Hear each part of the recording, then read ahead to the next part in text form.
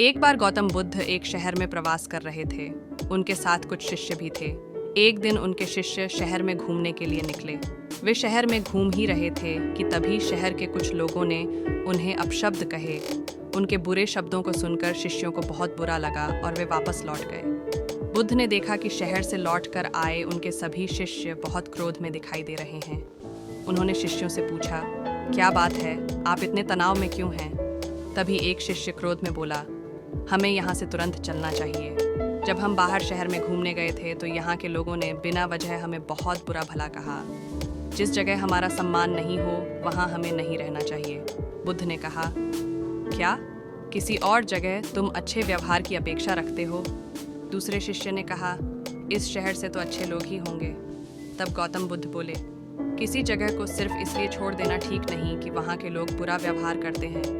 हमें तो कुछ ऐसा करना चाहिए कि जिस स्थान पर भी जाएं, उस स्थान को तब तक नहीं छोड़ें जब तक अपनी अच्छाइयों से वहाँ के लोगों को सुधार न दें। हम जिस भी स्थान पर जाएं, वहाँ के लोगों का कुछ न कुछ भला करके ही वापस लौटें। बुद्ध ने कहा, जिस प्रकार युद्ध में बढ़ता हुआ हाथी चारों तरफ के तीर सहते हुए भी आगे बढ़ता जाता है, ठीक उसी तरह उत्तम व्यक्ति भी दूसरों के अपशब्दों को सहते हुए अच्छे कार्य करता रहता है।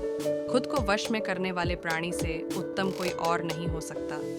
बुद्ध की बात शिष्यों को अच्छी तरह से समझ में आ गई और उन्होंने वहां से जाने का इरादा त्याग दिया।